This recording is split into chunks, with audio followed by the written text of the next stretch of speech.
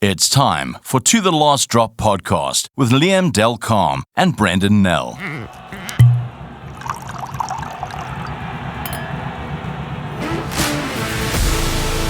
Welcome to our show. We are back. And I say back, I mean we are back home. This is the post-World Cup edition of To The Last Drop. I'm Liam Del Carme. With me is Brenden Nell. Brenden, I see you've made it home safely. I did. I must admit, I was in a much nicer place than you, Liam. Although I suppose being in France for the World Cup final, I can't really say that. I was in Mauritius for a couple of days, so I mean, I've got nothing to complain about, and did have an epic trip. So yeah, but it's always to get back to South Africa is always a treat. And the guys had so much apparently bad weather the last week, apparently quite freezing, and there's snow at places. And when I got back to the airport, the first thing I said to the passport guys, geez, I'll leave the country for 1 week and we forget how to summer. So hopefully now that we're back, we'll have a bit of warmer weather. Yeah. It's been a slight adjustment for me as well, because we started World Cup and it was boiling hot in the south. And then, of course, as the tournament progressed and the tournament moved to Paris, the autumn chill caught you. And then, of course, getting back here, distinct temperature change as well.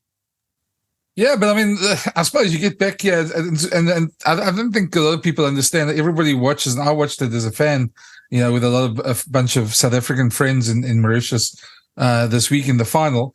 But once you worked at a tournament like this, you absolutely exhausted by the end of the 2 months. And you get back and everybody else is celebrating, and there's a trophy tour going on. And as we speak, the Boks are going through the streets somewhere, to cheering fans and enjoying the fruits of their labor, so to speak. But it's almost you almost say you're too exhausted to enjoy it as much as you can. But it's great to see them winning there, and I'm sure you're going to get much needed sleep over the next couple of days. Yes, it is much needed, I have to say. Of course, you never sleep well on an aircraft, unless, of course, you're in the front of the aircraft. I'm looking forward to that. Obviously, the Boks, as you say, on this trophy tour, and much deserved, they really had to dig deep in this tournament to get the job done. Facing five of the other, if you look at the top six, they've basically faced the other five. On their way to this trophy, won one hell of a final. Could have gone either way. And if you look at that final, I mean, there were some tipping points.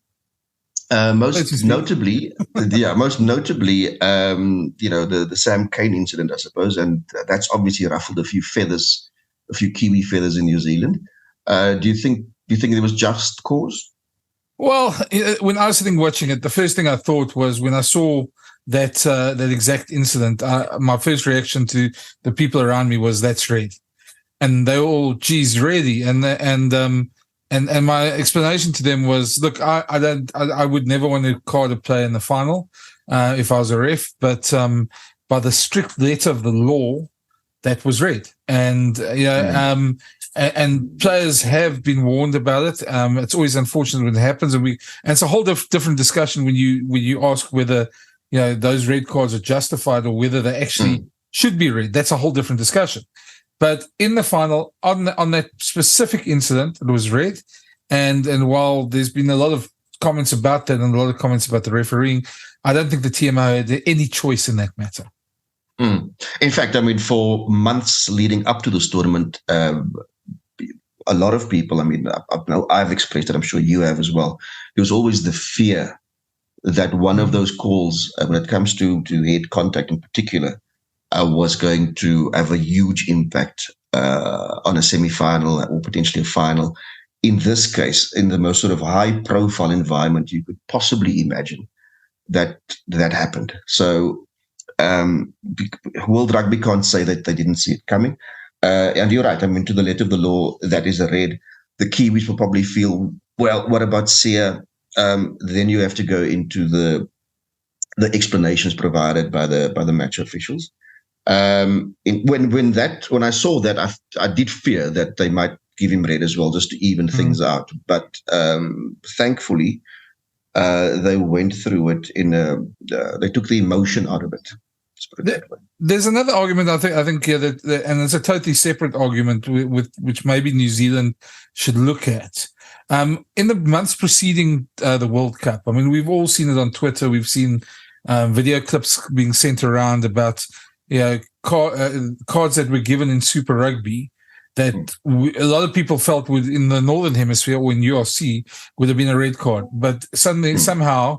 It's a yellow card, and they got away with it. And now, considering when you look at the stats for the tournament, New Zealand got 5 yellows and 2 reds in the tournament, more than any other side. And the only sides that came close to them were the minnows, the Romanias and Namibias, etc. No tier 1 nation came close. So, I think there's a genuine argument you can make there that perhaps the leniency in Super Rugby maybe contributed to that. And it's, maybe that helped out to that. But, to me, every nation knew what was coming in this World Cup. They were briefed. The referees have been pretty consistent in this World Cup when it comes to the red cards and the yellow cards. And while, and there we might have feel that players unlucky, I think it's probably been better ref than some of the internationals we had in the last 2 years where we've seen cards. Yeah, look, I mean, I feel for the officials. It is a devilishly difficult thing to do. Under normal circumstances, even when you take out the things that have been sort of added, the layers that have been added to the responsibilities of match officials, where, if you look at foul play, for instance, if you look at the head contact, those things that they have to be really alert to. So I feel for them. There are obviously 1 or 2 referees that are just bad referees. You'll always get that. We don't have to delve into that today, but I think overall, I think they acquitted themselves pretty well. But I will also say that I really feel for New Zealand. That is a final that could have gone either way. A conversion goes over, or a late penalty goes over. Then the roles are reversed. So I feel for them. They made a hell of a fist of it in the last 50 minutes. And the strange thing again, we've seen this in previous World Cups as well. A player gets sent off, and it galvanizes his teammates, and they actually play better. Yeah, I mean, it's done a number of times for the Boks in the past as well. I think I saw one of our colleagues, Alex Lowe in the Times, put it quite clearly, and I think Stephen Jones there as well, of all people. That unfortunately what it's come down to is that we're expecting referees to make black and white decisions, and where the law is complicated, and we're dealing with a split-second collision. And referees need to make a black and white decision, and there's never going to be a black and white decision. Rugby is full of these interpretations. So, and I think that's where the law probably needs to be sorted out. And I agree with them. At the end of the day, I think we all want clarity. You want fans to understand exactly, what the protocols are, what players are going to get. Maybe this will, come to lead to something for World Rugby. But the way they're patting themselves on the back, I severely doubt it that anything ever changes at World Rugby. Just if I might just add, not too long ago, the Rugby World Cup was a celebration of the game, and the abiding memory when you went away from the World Cup was a world in union. And I have to say, the last few editions, obviously no more so than this edition, it is very much a world divided. Yeah. No, I think you can see it. And I mean, I think we can touch on it now, just go straight into it, about some of the reactions that we've seen. I mean, from the overseas press, from a bunch of pundits and former players and things like that. Almost, and I mean, I know we felt this way in 2019 when the Boks were sort of told that they didn't beat anybody to win it. Now this time, our mate Gavin Rich said it the other day. He said Kitch Christie used to talk about the high road and the low road to the final. He said this was the underground road, and pretty much they had to dig very deep to get there. 1-point victories in the quarters, semis, and the final. And it just feels that despite all the grits, the guts, the bravery, all that sort of stuff, they don't seem to get the credit. I mean, outside South Africa, and it just, I mean, we keep on hearing these stories about how rugby needs to be played and how rugby needs to be a beautiful game and all this. And I'm sorry, and I'm going to call it rubbish, because with any sport, and I already have your take on this, any sport, when you start the sport and you coach a team, the first thing you do is you get the fundamentals right. Now, the Boks are a fundamentals team. They've got a strong scrum, strong line out, good defense, physicality. Those are all fundamentals of rugby. Those are the things you do to earn the right to go wide. And it's almost as if people think, no, you got to play this beautiful running game. Well, France were spectacular in that, but when the pressure came, they couldn't take it. Scotland, I was looking at the stats this morning of the tournament, Scotland had the most offloads, most line breaks, most defenders beaten in the entire tournament, but they never made it out the pool's phase. So at the end of the day, there's more than one way to play a game, and I think that's what probably irritates me the most about the entire discussion is that there's this sense overseas that there's only one way to play a game, and because the Boks don't always subscribe to that, that means they're not doing it right. Those things that you've mentioned, the fundamentals and the technical elements of the game, I think there's no doubt if you look at this World Cup, if you reflect on it, the teams are a lot closer now. There's no doubt. There's a bunch of teams that it's very, very difficult to separate them. The score lines, I think, towards the end will bear that out.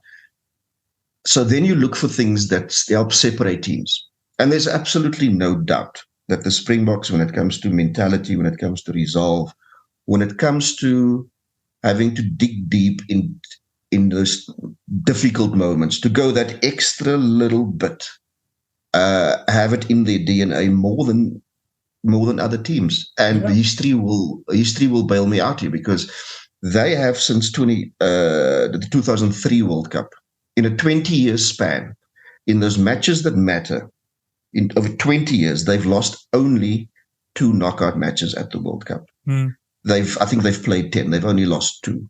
And I think that says something of, the way a team goes into a game that matters, where it's very difficult, where it's hard to separate teams, that they have that ability to not go away, to not give up, and to do that a little bit more to get over the line. So it's now very much part of their DNA, and it's one of those things that will stand you in good stead in tournaments to come, because other teams will go up against you, knowing that fact. Yeah, and I think to bring it a step further, and this is also for anybody who's listening to us outside of South Africa. South Africans will probably know this a lot more, so I'm probably preaching to the converted if they hear that. But yeah, more than any other team at the World Cup, this team plays for its country. And I don't think it's an easy thing to say, and it's an easy thing to misunderstand. But if you see the hope and you see the joy and elation in this country, I know every country supports its team, every country's got passionate fans, but South Africa's a bit more. It's a bit more on the socio-economic level. It's a bit more about bringing hope to people who are in a desperate situation. It's a bit more about the team understanding their role in society. Whereas other teams are simply professional teams, and while they're well supported and probably national icons and passionate fans and all of that, South Africa, there's a bit more it feels like there's a bit more to it than that. And so when the team says they don't play for World Cup, they play for the fans, you understand it. When you see these pictures from the trophy tour and you see people crying in the streets, and you just know what it means to every South African for them to win, and now back-to-back World Cups. It's because there's so much other things that make you almost desperate and despondent in the country, and that's the reality. Yeah. And they bring hope, more than any politician ever will. Yeah, but also we need to, as a country, move on from that. The question I wanted to ask in the press conference, and I didn't get an opportunity to, because you have to kind of wait your turn, and then ran out of time. Because I wanted to ask Sia, because he spoke about those things, but I wanted to ask him whether it's fair, to expect the Springboks to do that every time they run out onto the field. Whether it's fair to expect them to bring the hope and everything else that goes along with it, because surely at some point, the rest of us can do our bit to bring hope and inspire and all the things that come with it. When I say we, I mean include everybody, and I especially include politicians. No, true, but I think we've all got our own opinions about the politicians, and one of the things I think that made a lot of people angry this week was that picture of our state president lifting the trophy in front of all the players. I know that's nothing new. Politicians across the world do that. They've all muscled in on sporting teams' glory, but it's precisely because of a government's inability to govern and bring people hope that this team actually has more of a burden. Yeah, I just want to raise something there. And this should be maybe the last word on it. Did he raise it with his left hand or his right? Because otherwise we should have shouted Buffalo. Yeah, it should have been Buffalo. Buffalo, yeah. We probably need to move on. Speaking of drinking, I think we have to mention that we don't have a wine today in the wine segment, because precisely there's so many sour grapes out there in the rest of world rugby that we don't really need one at the moment. We leave it for them. 2023 not a good vintage, obviously. Well, definitely not in certain nations. I think it'd be a wonderful vintage in South Africa, but yeah, it's just I mean, one of the most inane comments I saw was another podcast saying that the Boks are friendless in world rugby because of the way they won the World Cup. And I just thought to myself, geez, and I think there's a guy, Tom, who does a website called Three Red Kings, a Munster website, who sort of answered them and said, well, oh, goody, what a pity. They've lost the Friendship Cup, the Webb Ellis Friendship Cup. That's such a pity. That's not what we play for. So that's at the end of the day, I'm quite happy that the Boks won and the people they played for, they won it for them. But yeah, let's move on. Let's look into the rest of the tournament, unpack the tournament. Liam, you were there for 8 long weeks, where I'm sure you saw the good, the bad, and the ugly. So let's talk a bit about the tournament itself as a tournament. You've been to a number of them. I've been to a number of them in the past. What was your assessment of France 2023 as a whole? Well, I think the first thing one has to say is that the tournament is very long. September, what was it? I arrived there September 5, first game September 8. That first week in September 8, September 9. It feels a long time ago, and it probably is. That has been addressed. So the next World Cup will be shorter, but there will be more teams in Australia. So basically what that will boil down to is that your sort of recovery time between matches will be compromised. Look, it's something they've agreed to, so we will have to see how that pans out. But again, I really hope that doesn't impact bigger on your sort of second-tier nations, because often we've seen, even in previous World Cups, that they get the shorter turnarounds, and that is spread more equitably. But it'll be interesting to see how they go about that. We've spoken about the laws and the things that rile the coaches and players, and there were a number of coaches that left the tournament sort of with a sour taste in the mouth. Their teams made a good go of it, and then lost a crucial game, and then they had to leave, and then they lament the fact that they didn't have enough game time or build up. That obviously is an issue that is being addressed by World Rugby, but not addressed adequately, because you'll only really see the real benefits of that come 2030. So again, we'll have to wait for things to improve on that front, because it's just ridiculous that you have 7-8 teams that live on the different rules apply to them. Yeah, and I think in a way it's probably going to get worse, and that's my fear. Is with the new what's this World League, or what they call it, the Test Championship, the Nations Cup. Well, whatever they call it. Well, they haven't actually attached the proper name to it yet, but yeah. Yeah, well, but the whole thing about the top 10 sort of teams in the North and the South sort of getting together for Test Championship, I think the thing that worries me is that, one, the smaller nations are excluded. Secondly, there's no promotion relegation till 2030, and nothing stops the bigger nations at that stage. If England are going through a very bad patch and could be relegated, nothing stops them from changing their mind and excluding everybody totally. And I think that's the biggest thing, because to me, the absolute travesty will be if Portugal can't kick on and build on what all those wonderful moments they gave us in the Georgia and the Chile. And at the end of the day, you want 24 nations, but you can't have 24 nations and just 6 or 7 competitive nations, because then it doesn't matter at all. You're with Brenden Nell and Liam Del Carme on the To The Last Drop podcast.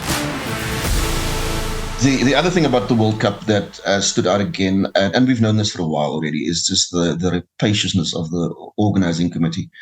It doesn't matter where it gets played because, I mean, they're there to make as much money as they can. I mean, they are cold corporate beasts. I mean, they see a buck in everything. So that comes to the merchandising, and they don't even do that very well because often people would arrive at a game 2 hours before, and there's a certain item that they're looking for, and it's not available for some reason. The catering isn't great. It's expensive. Everything is expensive. The late night kickoffs, oh my word. I mean, it makes, for the people who actually buy the tickets and have to go to Stade de France, way in the north of Paris, the getting there is one thing, but the going home is even worse because you end up on a packed metro train. You can't take, if you have a young family and you were hoping to take them to a World Cup final, you can't use public transport. You'll have to somehow make another way. So I understand why they did it because it's about television. It's about getting as many French and global eyeballs onto the spectacle. In France, they have this thing where the 8 o'clock news is sacrosanct. You don't change that. So Rugby World Cup had to find a later time, and that's why games kicked off at 9 o'clock. But I mean, when the tournament is played elsewhere, they need to find a way to accommodate people who actually took the time to travel to the event, to pay top dollar to be there. I mean, that to me makes sense instead of placing your focus elsewhere. I mean, but again, I'm repeating myself here. They are about making as much money as they possibly can. Well, yeah, it's something that. Yeah, that's the one reason why the tournament will never come to Africa. Because they literally want to make as much money. That's why it's going to Australia, because there'll be a certain amount, and the currency is strong. America after that, and I wouldn't be surprised if after that, and I know I'm making a very strange, bold prediction here, but I wouldn't be surprised if 2035 goes to somewhere like Qatar, Dubai, Saudi Arabia. They don't have to be a rugby nation, but if they can guarantee the cash. I mean, Saudi Arabia, just in other sports, is basically they bought the whole sport of golf. They've now bought a FIFA World Cup, and how many teams? I mean, what stops them or anybody in that sort of part of the world with too much cash from buying a World Cup? And we'll all have to play like the Football World Cup in 40-degree heat. Yeah, they're putting sports washing on a very long cycle, aren't they? Yeah. In fact, a New Zealand journalist asked Bill Beaumont about 2 weeks ago, about whether there's any chance of the tournament going back to New Zealand. Because again, it's about the economy and the size of the economy that you take the World Cup to. And he, of course, gave the normal sort of, the platitudes of, no, of course, New Zealand's a great rugby nation, without actually answering the question properly. So it is about the amount of money they can rake in. Yeah, no, I'm afraid New Zealand, even though the currency is stronger than ours, they probably got the same problem as us. It's just too small a nation. Although I'll say this, given the number of rugby eyeballs we have in this country, infrastructure needs to obviously be improved. I think they can still make enough money, but we also need to do our bit, and we clearly haven't. Yeah, and I think the problem comes for me is I've no doubt that if we spend a bit on infrastructure and we've got magnificent, fans, etc., that'll go to these games. But the question is, will you be able to get 40,000 people on a Tuesday to watch Namibia play Romania, for instance, which France did? That type of they got those type of crowds in for those small games, which I'm not sure we'll get that in this country for those sort of games, though. So I think that's my. And that was also, I have to say, one of the nice features of those matches, where at some point, it doesn't matter who's involved, at some point the locals will break into the Le Marseillais during the game, and it just gave the whole thing a better vibe. I saw there was quite a few pundits that got quite irritated with that, but can these French not sing any other song? I mean, but you in France, I mean, what do you think they do? They drink wine, eat baguettes, and sing La Marseillaise. Well, they're not Welsh. Let's put it that way. Yeah. So exactly. No, I mean it is one of those things. I mean, but yeah, just looking at our list here, what we're still talking about. The World Rugby Awards. Yeah. We we also haven't touched on the standout players in the tournament. But I think let's handle the World Rugby Awards quickly. And look, they're always a farce. They're always a joke. There's always some bizarre decision. I don't think they were too far-fetched this time around. I think, but one thing that really stood out was the lack of Springboks nominated in getting awards, etc. And by that I say anybody listening from other countries, Ardie Savea would probably be a great World Rugby Player of the Year anytime in his career, because he's just one of those guys that consistently delivers. But you got to feel for somebody like Eben Etzebeth, who for the last 3-4 years has probably been one of the top 3 players in world rugby and just never gets the recognition. And that World Team of the Year, I mean, the Boks won 16 of their last 18 games. The World Coach of the Year, surely it was just quite stark how they didn't take the World Cup into effect in making those decisions, which was rather bizarre to me in a way. Yeah, because we have to point out the awards happen the night after the World Cup final, so it is close. There's a very close turnaround time, but there's no doubt that they should include it. You just get the sense that they've almost made their minds up before the grand final is played. You have to feel for Eds a bit, because I mean he's got 2 World Cup medals. He's just one of those guys who always puts everything out there. Hardly ever has a bad game. I mean, I can't think of one that sort of jumps out. Ardie Savea has similar characteristics, and goes out there like a warrior every time.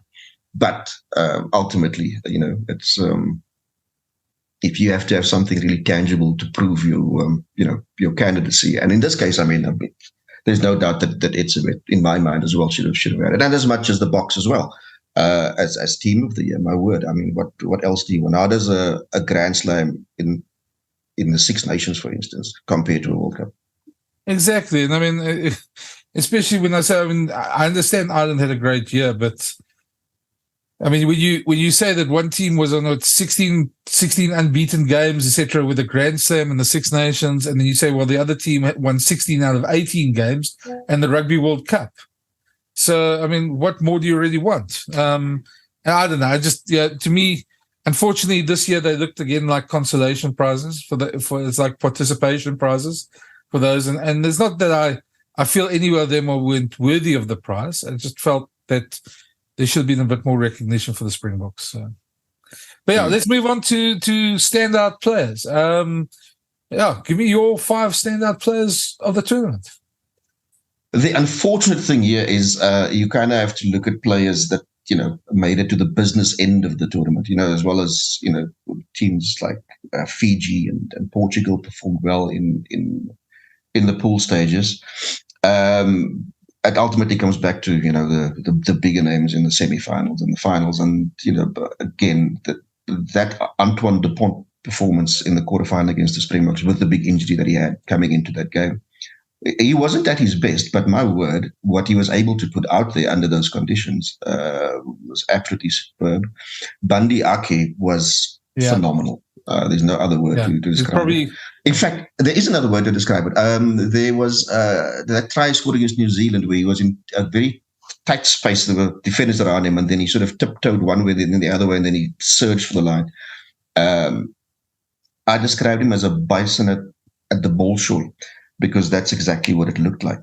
Fantastic tournament for Bundee Aki. Will Jordan, 8 tries. I was never in doubt that he would not get on the scoreboard in the final, because that's what the Boks do to New Zealand wingers with a big reputation. Aaron Smith, fantastic tournament for him, and a wonderful way to bar out. Didn't get the medal, but boy, he got close. We've spoken about Eben Etzebeth. I thought Jesse Kriel, also outstanding tournament. Did everything that was expected of him and more. We spoke about Ardie Savea briefly. And then a guy like Peter Steph Tutoy in the final. I asked him a question about 2 weeks ago about, the sort of the state of body and mind in this World Cup compared to 4 years ago, where he was obviously an absolute machine. And he gave me a stock standard answer about, about the collective within the Springbok squad, how they sort of seek improvement every week, and he's just one of them. Because you just got the sense he's building up to something big, and that's why I asked him the question. That performance in the final was just otherworldly. And then probably the player that helped us get that extra percent and got us over the line was Andre Pollard. Yeah. Well, I think him coming in at the right time, and you sort of look back and you look at the conspiracy theories as we've spoken on the show and all that stuff about him, and you sort of wonder if that wasn't almost planned, almost like a planned gamble that the Boks had to bring him in. So it's just, all those guys I agree 100% with. I thought the one player, and there's moments as well that stand out. I think moments from Kwagga Smith when he came on, the turnover against England, was it France? Turnover against France. I look at a guy like I think Damien Penoir had a decent tournament, but probably poor by his standards against the bigger teams. He didn't get quite the Mark Taleo. To me, is if he carries on like this, he's going to be an All Black great. A very slippery player. Yeah, it's amazing to see a guy, especially with the Springbok defensive system, manage to step out of tackles so easily. And I described him as in copy as Ananias Mate. Okay. And then just looking at the others, I think Owen Farrell, I've got to give him credit, finished as the tournament's top scorer, despite coming into the tournament with a red card over his head, a red card cloud over his head. Got to give him some credit. I thought Courtney Laws for England was probably their best player. Fine, and they're going to miss him a lot when he leaves. Looking at the other players, I'm trying to think of the other. I think Argentina were probably my disappointment of the tournament. I just expected so much more of them, and they didn't deliver. The low point of the tournament to me was the Tom Curry Bongi saga, which I just felt was, I don't know, looking back, almost so unnecessary. And the way it in the end became this massive distraction. Yeah. If it got to a point where it went to its natural conclusion, in other words, there was evidence and something was proved and there was an outcome, then yes, then it's, then that is obviously what should be happening. But in the absence of but as you say, anything coming from these, it's almost so typical world rugby. I remember also questioning Bill Beaumont and Alan Gilpin after the World Cup Sevens disaster at Stellenbosch when they tried to put in 16 hours of rugby in one day and had the Blitzboks playing at 10 o'clock at night. And they just also gave platitudes, and we'll look at the review. And I think that's part of the problem is I think you sit with a game that can just be so magical. And if you look at the quarterfinals, despite everything else that happened, the draw, all these things, we ended up getting a hell of a great last 3 weekends of the World Cup, which is what we wanted. But despite World Rugby, and you get the feeling that if we'd taken them out of the game, out of the whole sort of World Cup tournament, we'd probably be better off. And it's just rugby needs change. Rugby needs to grow, and I'm not quite sure World Rugby are the people to do that. Are you saying you should just get a travel agent that sends out tickets to these teams and invite, arrive in Paris on such a day, and off we go? Well, I know. I know there's a lot of. I know what you mean. Wrong. There's a lot of people that never get the sort of applause, that work hard behind the scenes and really put in a lot of work. But I think just in terms of the leadership structures, I think there's a lot to be done. Liam, I think running fast out of time. Yeah, we're running fast out of time. Yeah, but one more thing to address, and that is the way forward. I don't mean of the anger of the Irish fans after we've appropriated Zombie now, seeing as everyone seems to be singing Russie, but instead of Zombie. I'm talking more about the fact that Leinster have actually struck gold, and now Jacques Nienaber has gone to them. So it's going to be a very different team going forward. I know that Mark Alexander said at the airport that They're going to take their time in finding a new coach. I think you and I both know that there's probably not going to be a new coach. I think it's probably going to be an old coach. And the chances are quite likely that for the next couple of years, you probably have Russie doing the coaching till they groom somebody. And I think that's going to be the plan that's probably going to go out. There won't be any surprise to us. But Jacques leaving, quite a big blow. Yeah, you're right. I mean, they have partly nailed their colours to the mast by saying that they will look internally, or they'll stay internal in terms of getting somebody to coach the Boks. So, yeah, it won't be a search where they cast the net out there to see what comes back. Yeah. But yeah, I mean, Jacques will be a massive loss to the Springboks.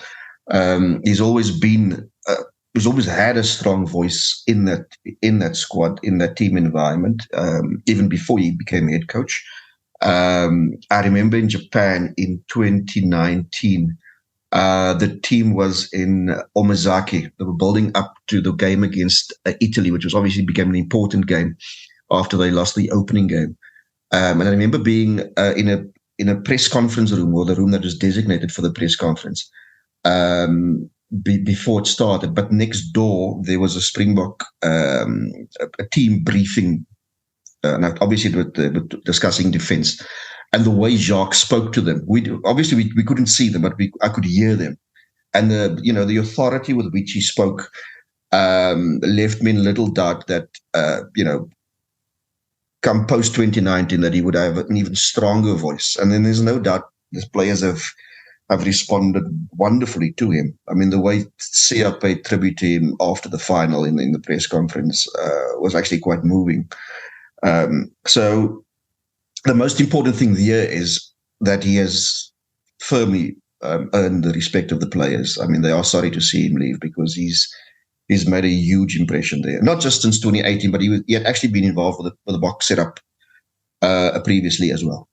Yeah, and I think one that there's the difficulty of finding somebody who is as passionate and as meticulous as he is on defense for the position. And I think the other problem we have, I can understand why SA Rugby, you've won back-to-back World Cups, you'd want to keep the team as together as possible, the management team. Felix Jones is obviously also moving on. But I think the danger there is what we saw with New Zealand, with Ian Foster. I think it's quite admirable that Jacques has opted to sort of move on, try something else in a different country, and maybe not even have the tag of the head coach. It's about personal development here. So, I mean, kudos to him.